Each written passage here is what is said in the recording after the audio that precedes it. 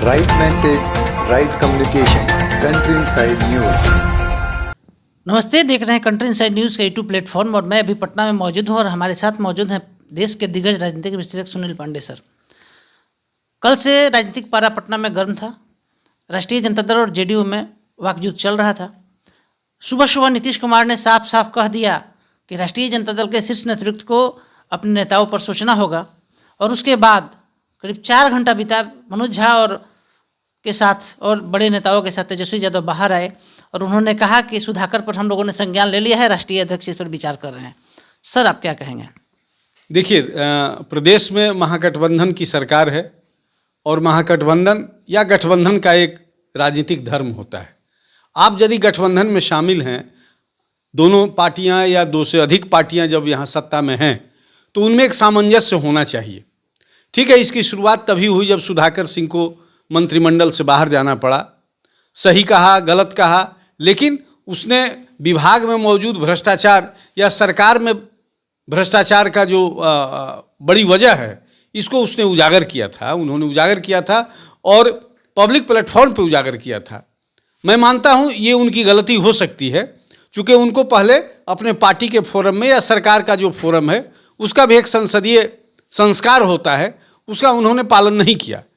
संभव है उसी समय इस मुद्दे को उनको बुलाकर या जो भी मजम्मत करनी चाहिए थी वो नहीं हुई। नतीजा आप देख रहे हैं कि अब बात यहाँ तक आ गई कि वो सीधे सत्ता का मुखिया, जो महागठबंधन का मुखिया है, सरकार का मुखिया है, उसको खुलेआम वो ऐसे शब्दों का प्रयोग कर रहे हैं जो कि कहीं से जायज़ नहीं कहा जा सकता है।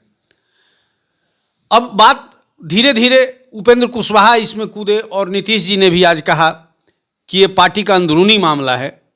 तेजस्वी को फिर सामने आना पड़ा और आपको जानकारी होनी चाहिए, आरजेडी में इस तरह के बड़े फैसले या तो लालू प्रसाद ले सकते हैं या तेजस्वी ले सकते हैं।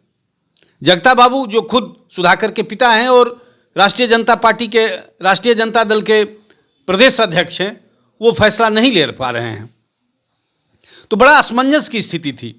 शिवानंद भी कूदे इसमें, लेकिन सुधाकर सिंह ने एकदम से अपने बयानों से उपेंद्र कुशवाहा हो या शिवानंद जी हो, दोनों को चित्त कर दिया उन्होंने, क्योंकि उन लोगों की निष्ठा बदलती रही है।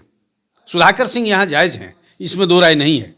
उनकी गलती यही है कि ये जो भी विवाद था उसका ये सही प्लेटफॉर्म उन्होंने चयन नहीं किया। तेजस्वी का बयान साफ स्पष्ट संकेत देता है और मुझे कोई हिचक नहीं है कि संभव है सुधाकर सिंह 1 या 2 दिन के बाद पार्टी से रुखसत कर दिए जाएंगे।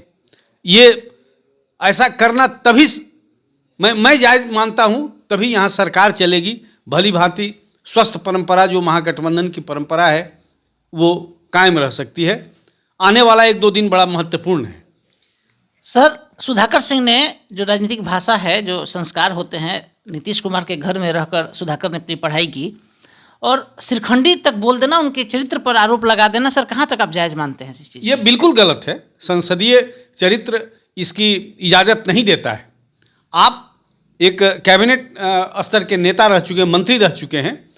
आप पिछले 10 सालों से संसदीय जीवन जी रहे हैं।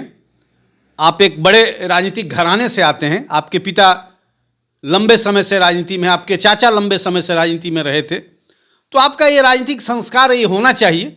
लेकिन अब सवाल है कि सत्य को यदि आप नहीं स्वीकार करेंगे तो वो तो कहीं न कहीं से निकलेगा ही। मैं समझता हूँ कि सुधाकर सिंह कंफर्टेबल नहीं हैं, क्योंकि यदि तेजस्वी कोई निर्णय लेते हैं उनके खिलाफ तो ये माना जा सकता है कि तेजस्वी के इशारे पर यह काम नहीं हो रहा था। चूँकि राजनीतिक गलियारे में ये भी बात आ रही थी कि तेजस्वी के सह पर ही सुधाकर ऐसा बोल रहे हैं। लेकिन तेजस्वी यदि कोई निर्णय लेते हैं, या आज तेजस्वी का बयान आना नीतीश जी के बयान के बाद, तो ये साफ संकेत है कि सुधाकर सिंह को अपने जवान पे काबू करना पड़ेगा, नहीं तो उनको रास्ता दिखाया जा सकता है।